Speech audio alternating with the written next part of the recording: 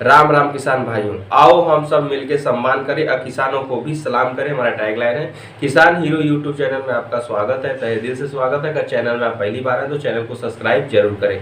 तो किसान भाइयों का बहुत सारा क्वेश्चन था। किसान भाइयों का कहना था कि हम सब्जी के साथ साथ ऐसी कौन सी फसल लगाएं या जिससे कि हम खेती करें जिससे हमें लाखों रुपए का आना हो। तो किसान भाइयों आज हम बात करने आए पपीते की खेती की। अगर आप पपीते की खेती करना चाहते हैं तो किसान भाई आप लाखों में अर्न कर सकते हैं। इसमें लेबर कास्ट भी कम आते हैं, खर्चे कम आते हैं, इसकी देखरेख भी उतनी नहीं ज़्यादा है। तो किसान भाइयों का हम काफ़ी क्वेश्चन था, तो हम किसान भाइयों से बात करने आए इस टॉपिक पे कि अगर हम पपीते की खेती प्रॉपर तरीके से करते हैं, उसकी अच्छी देखरेख करते हैं और प्रॉपर तरीके से उसमें दवा का छिड़काव करते हैं, सिंचाई खाद सब कुछ ध्यान देते हुए प्रॉपर तरीके से खेती करते हैं तो हमें लाखों रुपए का अर्न होता है। उसकी मार्केट वैल्यू भी अच्छी होती है, मार्केट प्राइस भी अच्छा मिलता है। आप इसको मार्केट में सेल करते हैं, खुद से सेल कर सकते हैं।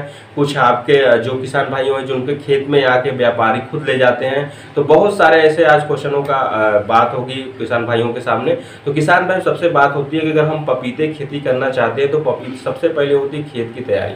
तो किसान भाई हम बता दें जो पपीते की है ऑल इंडिया मतलब भारत में सभी जगह होता है। आप कभी भी कर सकते हैं, किसी भी मिट्टी में कर सकते हैं, ये सबसे अच्छी बात है।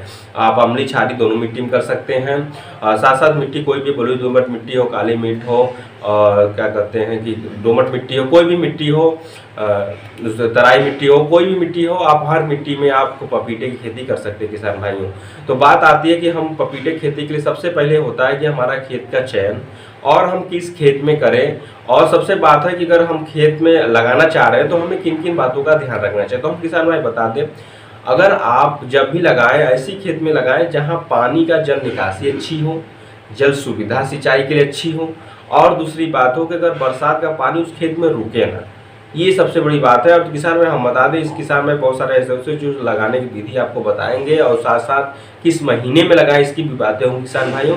तो क्योंकि आपके जल निकासी का होगा तो उसके वजह से हम बताएंगे आगे चल किसान भाई को जल निकासी होना क्यों जरूरी, क्योंकि जल निकासी के उसके जो जड़ें होती है वो सड़ने लगती है, एक बीमारी तरह से पैदा हो जाती है। जड़ सड़ने के साथ साथ वो सूखने लगता है। तो इसीलिए किसान भाइयों से अनुरोध है कि आप उस खेत में पपीता न करें जहाँ पानी सोखने की जल क्षमता कम हो और ऐसा हो कि वहाँ पानी रुके, उस जगह पे आप खेती पपीते की न करें। सॉरी किसान भाइयों, पपीते की बात हो रही है।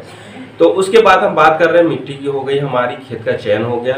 अब बात आती है किसान भाइयों की खाद और खेत की कि हम कौन सा खाद उसके बुआई के समय डालें। तो किसान भाई से एक और सूचना बता दें हम कि किसान भाई जब भी आप पपीते की खेती करना चाहते हैं तो आप नर्सरी खुद तैयार करने में थोड़ी कॉस्टली होती है, किसान भाई को प्रॉपर नॉलेज नहीं होता है।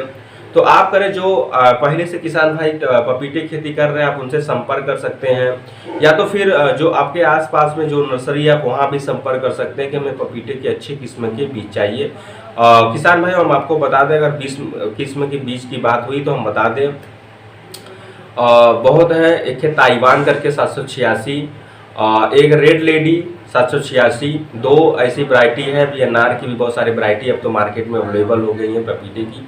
तो किसान भाइयों ये जो रेड लेडी है ये काफ़ी प्रचलित है, काफ़ी लोगों ने किसान भाई को इसको पसंद किया है, काफ़ी लोग दिनों से लगा भी रहे हैं इसको, और ताइवान को भी काफ़ी लोगों से लगा रहे हैं। तो किसान भाई हम आपको बता दें कि आप जब भी नर्सरी से परचेज करेंगे कि जो किसान भाई नर्सरी तैयार कर रहे हैं या जहाँ से परचेज करते हैं आप वहाँ से परचेज कर लीजिए नर्सरी को, क्योंकि नर्सरी परचेज करने से आपको पर पौधा 10 से 20-25 रुपये पर पौधे के हिसाब से आपको मिल जाता है। आप पौधे को ला के अपने यहाँ मेड़ी बना के मेड़ी पे आप उसकी रोपाई कर सकते हैं, लगा सकते हैं। किसान भाई हम बता दें जो मेड़ी आपकी बननी चाहिए, जो उसकी हाइट डिस्टेंस होनी चाहिए वो एक लाइन से दूसरे लाइन के बीच कम से कम आप 6 से 7 फीट रखें। और जो पौधे से पौधे की दूरी होती है कम से कम आपको 5 फीट तो रखना ही है, इससे आप कम मत रखें, क्योंकि जितनी ज़्यादा डिस्टेंस होगी पौधा उतना अच्छी से ग्रोथ करता है, प्रॉपर तरीके से जाता है, उसमें फल फलियाँ ज़्यादा आती हैं।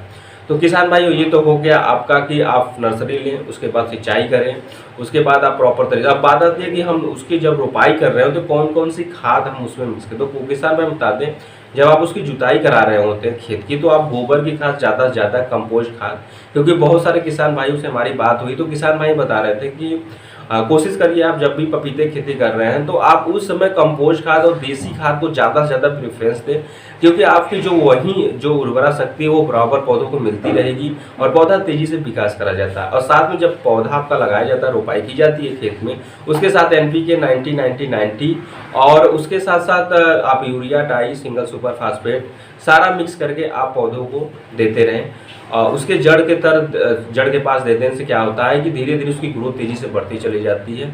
और हम बता दें, पौधे को जो नर्सरी से हम लगाते हैं तो 3 महीने काफ़ी देख रेख होती है किसान में, क्योंकि उसी समय काफ़ी प्रकोप होता है, कीड़े का भी प्रकोप होता है, साथ में कुछ वायरस भी, इसमें एक अलग टाइप का वायरस होता है जो पौधे मतलब सिकुड़ जाते हैं और वो मतलब उसमें फलियां ही नहीं आती और पौधा एकदम बेकार हो जाता है। तो किसान भाई, इस जो पौधा होता है हमारा, ये 3 महीने के अंदर में बहुत सारे लगते हैं, कीड़े लगते हैं, वाइट लगती है, वाइट मधुमक्खी आती है, वो भी लग जाती है।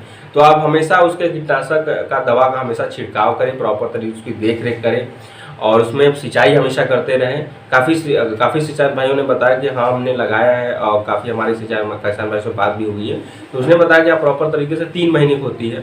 उसके बाद जैसे जैसे पौधा विकास करता चला जाता है उसमें क्या करते हैं, खाद आप प्रॉपर तरीके से डालते रहिए, उसकी सिंचाई की रिक्वायरमेंट सिंचाई करते रहिए।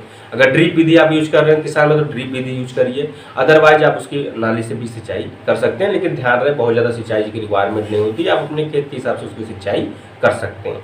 बात आती है फिर किसान भाइयों की हम अगर पौधा हमारा तैयार हो गया तो हमारी फलियां लगभग कितने दिन में हमें मिल जाती हैं।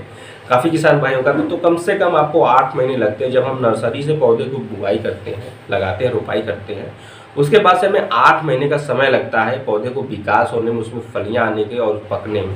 8 महीने के बाद ही आप उसको मार्केट में ले जाते हैं। तो काफ़ी किसान भाइयों का ये भी क्वेश्चन था कि सर अगर हम 8 महीने का इंतजार तो करते, काफ़ी लंबी समय है ये। इसके जो साइज की होती है बात, जो हमने वही लेडी ताइवान बताई है, दोनों साइज की है, दोनों साइज के बता दें, 3 kg, 2 kg, 1 kg, 1.5 kg। मतलब क्या होता है कि जो नई नई फलियां आती स्टार्टिंग में वो उसकी साइज काफ़ी 3 से भी ज़्यादा हो जाती है kg, और जो जैसे जैसे फल उपयोग बढ़ते चले जाते हैं वैसे वैसे कुछ साइज कम बेसी मीडियम की साइज चलती है। और बात होती है रेट की, तो किसान भाई बता दें जो मिनिमम रेट 10 रुपये पर kg है, मैक्सिमम रेट आपको 25-30 तक मिल जाता है किसान भाई मार्केट में। आप खुद सेल करना चाहें तो सेल कर सकते हैं। कुछ किसान भाइयों के यहाँ खुद आते हैं, व्यापारी आते हैं, वहाँ से खेत से ही उसका पौधे को देखते हैं, उस हिसाब से रेट लगता है और वो थोक। और बात आते हैं किसान भाइयों को, बहुत एक सारा क्वेश्चन ये भी था किसान भाइयों का कि हम एक पौधे से कितना फल निकाल लेते हैं, मतलब एक पौधे से कितना फल आ जाता है। तो हम बताइए 1 कुंतल जो आपकी रेट है, अगर रेट रेडी आप लगा रहे हैं तो आप 1 कुंतल तो मान के चलिए, एक पेड़ से आप 1 कुंतल माल निकाल सकते हैं, फल निकाल सकते हैं। ताइवान से भी सेम प्रोसेस है, थोड़ा कम बेसी का हो सकता है, लेकिन उतना आपको फलियां मिलती हैं। और सबसे बात है जो पपीते की खेती है ये किसान भाइयों थोड़ा सा आपको कॉस्टली कम पड़ता है, देख रेख की थोड़ी सी पड़ती है और लेबर कास्ट भी बहुत ज़्यादा नहीं पड़ता, अनएवरेज पड़ता है। आप अपने हिसाब से मैनेज करके उसके बाद उसमें दवा का छिड़काव प्रॉपर करते रहिए, खाद हमेशा डालते रहिए। उसके बाद जैसे जैसे फलियां आती है, क्योंकि फलियां आ रही तो उसमें पौधे को भाई स्वाभाविक है उसको पोषक तत्वों की ज़रूरत होगी, और मिट्टी से जितना होगा मिट्टी में पोषक तत्व उसी के हिसाब से वो लेगा और फलियां उसी हिसाब से साइज और पौधा सेफ और सुरक्षित होगा। तो किसान भाई हम आपके से पपीते की खेती के बारे में लगभग सारी जानकारियां आपको दे दी हैं कि इस तरह से आप करना चाहें तो पपीते की खेती कर सकते हैं, और किन किन बातों का हमेशा ध्यान रखें। और साथ में हम बता दें कि जो कुछ किसान भाइयों का ये भी रिकमेंडेशन, जो एक वायरस पौधा लगता है इसमें बहुत खतरनाक इसकी बीमारी है, एक तरह से हम आपको बता दें तो। और क्या होता है कि इसको ज़्यादातर किसान भाइयों का हमने बात की कि बहुत सारी इसकी दवाएं मार्केट में अवेलेबल है, किसी किसी को होता है, कहीं कहीं पे काम करता है, कहीं कहीं पे नहीं काम करता है। तो किसान भाइयों अगर आपके यहाँ आप छिड़काव एक बार किए, देखिए उसमें कि कुछ परिवर्तन हो रहा है तो आप प्रॉपर कंटिन्यू, अगर नहीं कुछ दिखा, परिवर्तन नहीं दिखा आपके पौधे में, तो आप पौधे को उखाड़ के वहीं पे जमीन में गाड़ दें, क्योंकि उसका प्रभाव दूसरे पौधे पर ना पड़े, इसलिए उस पौधे को उखाड़ के आप वहीं पे गाड़ दीजिए किसान भाई। क्योंकि बहुत सारे किसान भाइयों का था कि हम लोग यही ज़्यादातर प्रेफरेंस करते हैं, दवा काफ़ी करते हैं, देखते हैं जैसा काम कर जाए। और किसान भाई हम बता दें कि अगर आप पपीते की खेती करना है तो आप लाख रुपए का अर्निंग स्टार्टिंग है, आप ज़्यादा से ज़्यादा प्रोडक्शन करेंगे। और किसान भाई का ये भी क्वेश्चन था कि अगर हम एक बीघे में अगर करना चाहे तो कम से कम 500 पेड़ की रिक्वायरमेंट होती है, अगर एकड़ में करना चाहे तो कम से कम 900 पेड़ की रिक्वायरमेंट होती है किसान भाइयों। और आशा करता हूँ कि ये वीडियो आपको अच्छा लगा होगा, ये नॉलेज आपको अच्छी जानकारी हुई किसान में। अगर आप भी पपीते की खेती करना चाहते हैं तो आप जरूर करिए, लाखों रुपए कमा सकते हैं। तो आज के लिए किसान भाइयों बस इतना ही, अपना प्यार इसमें बनाए रहें। तो आज के लिए बस इतना ही है, नमस्कार किसान भाइयों।